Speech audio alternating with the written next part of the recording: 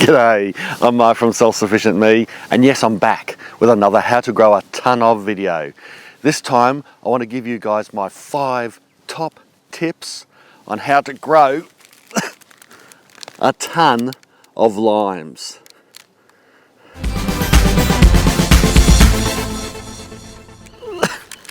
Okay, let me just put this down before I get a hernia and the basket breaks. This Tahitian lime tree here is over a decade old and it's at least 6 meters tall, which is probably the maximum height a tree like this would get.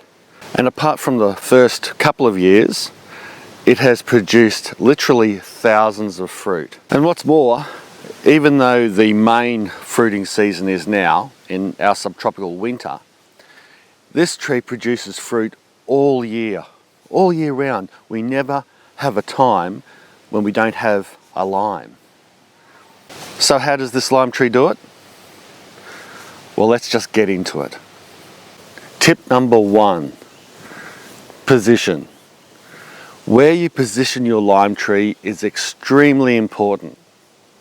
Lime trees are a warm climate plant, but yes, you can grow them anywhere in the world as long as you keep their growing heritage in mind when you position the tree. Here I'm growing our lime tree in a subtropical climate, so I don't really have to worry too much about positioning it against a warm wall or protected by a hedging plant or something like that from cold, harsh winds. But if you are growing it in a cooler climate, you want to think about planting it in the warmest place that you have in your garden. Simply put, plenty of sun is the key. Also, with respect to positioning here is soil. Our tree is positioned on the high ground rather than down the lower end of our property. The lower end of our property gets plenty of sun, but the soil is boggy and gets waterlogged.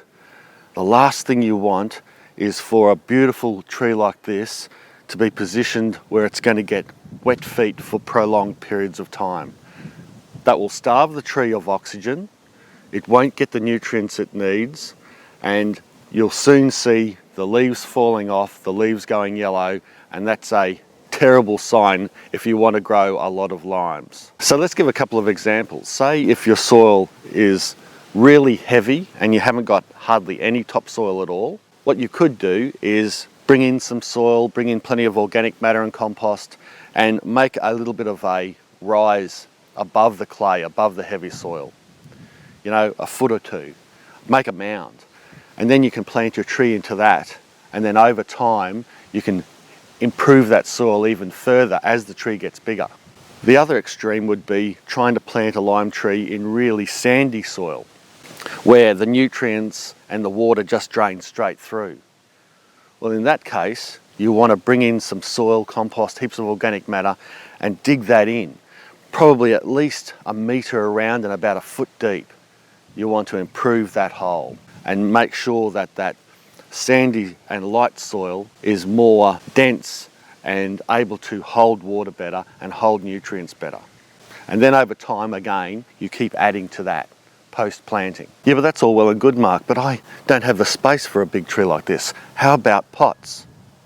That's no worries. You can plant a lime tree easily in a nice large pot. You'll want at least a 40 litre size pot. So, you know, a good probably foot diameter across the top and possibly a foot or two high. So you want quite a large pot if you want to get a good productive lime tree, that is. Fill it with really good potting mix, give it plenty of water, put it in a beautiful sheltered and sunny position, and it should grow really well for you. Tip number 2, water. Now I know I've already touched on water in tip number 1, but I think it's worthy of its own tip, because appropriate water at the best time is one of the keys to growing a lot of produce.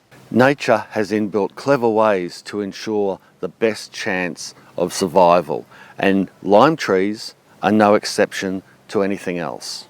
If your lime tree doesn't get enough water during, say, flowering and the initial fruit set phase, it will think that it's in a drought period and its survival mode will be not to produce as much fruit, because it will think that it will use all its resources and it could jeopardize the actual tree itself, which it obviously doesn't want to do. It doesn't want to kill itself. So what it'll do is detect it's not getting enough water and it'll shed fruit, or you'll get fruit drop. So with that, and also keeping in mind what I said about waterlogging, when the tree is flowering and when it's just setting its fruit and you can see all the little limes setting, that is the time when you want to make sure it's getting enough water. So give it plenty of water over that period, especially if it's not getting much natural rainfall. The other time water is critical is just at the end of fruiting, when the fruit is starting to ripen and they're going from a dark green to a lighter green and they're starting to plump up. That's when you also want to ensure it's getting enough water, because it's at that time where the roots will draw the extra moisture and it'll pump up those limes. If it gets a particularly dry spell during the final stages of fruit production, well then you're going to get dry limes, and that is pretty awful. You want a nice big plump fruit. Tip number 3, pests or pest management. Keep pest management to a bare minimum. Now I know that seems counterintuitive, and I have my own story with this tree. We nearly lost it about 2 years ago. It got a citrus borer. It bored into one of the main stems of the tree and one of the main branches, and to get rid of it I had to do some severe pruning. Nevertheless, you can see the tree recovered fantastic. I caught it in time and I managed it organically. So yeah, there's extreme cases where you really need to take extreme action. But I didn't use any harsh pesticides, and there's good reasons for going easy and making sure you don't use any harsh pesticides. Yes, there's occasions when the tree might get some scale, for example, or a few aphids, and they might be taking over some of the young growth. And to combat that, I might make up a remedy. Something like, there's plenty of organic remedies that you can buy on the market or that you can make up yourself. For example, a quick and easy one that comes to mind is making a pest oil spray. Spray it on the aphids and the scale and it'll smother them. And the leaf miner, for example. That's the way to go. But harsh pesticides, no goer. Things like citrus bugs, I'll pick them off by hand and then just squash them underfoot. Gall wasp, that's another nasty sort of pest, but at the end of the day, it just looks awful and it doesn't really impede the tree too much unless you get a huge outbreak. But I manage that by pruning. I don't put a big pesticide into the tree or on the tree. The bottom line is your garden needs some pests so that it can feed the good guys. It needs to feed the birds, the predator insects, and all those good bugs. So if you want to create a great ecosystem in your garden where you don't have to spend a lot of money on pesticides, and it's better organically and it's better for your health and it's better for everything, and well then leave a few pests on the trees and don't get too worried about how the tree looks, but really how it produces. That's the main thing. Tip number 4, trace elements. Ensure the tree is getting enough vitamins and minerals.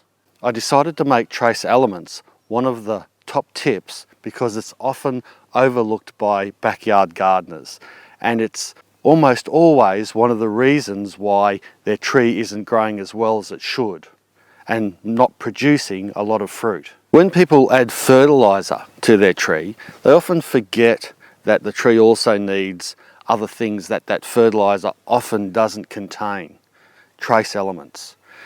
Think of it as, like humans, we need certain vitamins and minerals, vitamin C, vitamin D from the sun. We need those things for our bodies to function properly. And if we don't get them, we get sick. Well, it's the same with trees. You don't need a lot. They don't need a lot. Just enough so that they can absorb other important nutrients, etc., and just fit in and keep the building blocks of the tree good and healthy. Citrus trees are particularly vulnerable to lacking trace elements because they originated from areas with specific minerals and also soil where other areas around the world may not have, naturally occurring. Therefore, if a lime tree can't get those micronutrients from the soil, it will suffer and in some cases even die. Often citrus fertilizers have trace elements in them, but many organic fertilizers may not. So it's a good idea to give the tree a separate dose of general trace elements, about once a year, or if the tree is showing signs of stress, such as yellowing or veiny leaves. So you can buy trace elements from the store or online in a powdered or a liquid form. The other thing that's worth noting is, those seaweed applications like seaweed concentrate, and how they say that's really good tonic for your plants in general. Well, seaweed also contains lots of trace elements. And if you're feeding your tree a good dose of seaweed concentrate, mixed in a can and etc., as a foliage spray or around the base of the tree or the drip line, well, it may be getting enough trace elements just from that alone. Regardless, the best way to see if your tree is needing any of these trace elements is just by observation. Look at the tree. If it's looking sick, if the foliage is sparse, if there's a lot of veiny leaves or yellow leaves, then perhaps it needs a good dose of trace elements, a bit of a kick for a tree multivitamin. Tip number 5. What a nice spot to finish off my 5 top tips for how to grow a ton of limes. We need to mulch like crazy and fertilise to replenish those lost nutrients and food that the tree needs to grow a lot of fruit. Nothing is for free, and in order for my tree to produce so much fruit like it does, it needs to get an appropriate amount of food. It doesn't need a lot. Some people have the misconception that you need to really fertilise heaps to get more fruit. It doesn't work like that at all. The tree just has to feel comfortable, just has to have enough food and enough water. It doesn't mean the more you put in, the more you're going to get out. That's a myth. Energy from the sun is free. Most of the water this tree gets now, because it's mature, is through rainfall. But I do need to give it food. And I do this via mulch and fertiliser. And I've grouped these two together because often my mulch is fertiliser, or it contains fertiliser. But let's just talk about mulching. Mulching is extremely important, especially when the fruit tree is first planted and it's young.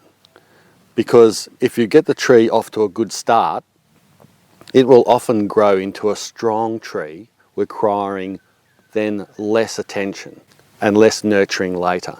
Mulching itself is when you place organic materials around the tree to suppress weeds and grasses, and you protect the surface feeder roots from the elements, such as the hot sun, cold nights, and retain soil moisture by slowing down evaporation. And the act of the mulch breaking down releases nutrients into the soil, and that's where the feeder roots in particular can take up those nutrients and nourish the tree. Furthermore, when you mulch and fertilise together and have plenty of mulch around that tree, it prevents that fertiliser from being washed away. If you just had the fertiliser on top of the soil and a bare patch, you can imagine a big rainstorm would wash that fertiliser down the hill. But the mulch traps it in. So it saves money and time and effort as well. So you can see how important mulching and fertiliser are together. If your tree isn't getting enough food, it's not going to be able to output enough to produce a lot of fruit. But mulching and fertiliser fixes that. As far as the type of mulch goes, you can use your imagination really. You can use things such as dry grass clippings, straw, leaves, a mixture of small debris like twigs, wood chip, even a mixture of mulch and compost can be very helpful. If you're feeling like your tree needs a bit of an added boost, or that soil needs some more oomph to it and more structure, you can mix in a whole bunch of compost in with your mulch, and that'll just feed itself into the soil. One of my favourite mulch fertiliser mixes is what I get from down at our poultry pen. Usually it's the chicken and duck manure out of the chicken coop. This is a really highly nutritious mix of goodness containing manure, doubling as the fertilizer, and the old straw and mulch, doubling as a mulch around the tree. If you can't get enough fertilizer from your own animals, I would recommend getting an organic type fertilizer and fertilize in spring or at the start of the growing season. That's the best. And I generally only fertilize once a year, usually when that growing season is beginning. Although my tree sort of fruits and flowers all year round. And if I'm going to mulch like this, take the chicken and manure or quail manure or whatever and place it around the tree. I don't do that every year. Sometimes it might be once every 2 years that I'll really mulch up the tree like this. Don't forget small animals as well. Guinea pigs and rabbits, you can use their mulch and litter and their poop in and around the tree. It's all good fertilizer and it's all perfect for getting a lot of fruit. So there you have it. Those were my 5 top tips on how to grow a ton of limes. Remember, position, water, pests, trace elements, and mulching, including fertilizer. Do those 5 things right and you'll grow a ton of limes just like me. Don't forget to give this video a big thumbs up. Also share it around, that helps a lot. Visit the website selfsufficientme.com and subscribe if you haven't already. Finally, what's your favourite way of using limes? I can tell you what, I could use a bit of help in finding some good novel ways of using up all these limes. So whack them down in the comment section below and I'll be interested to read them all. Thanks a lot for watching. Bye for now.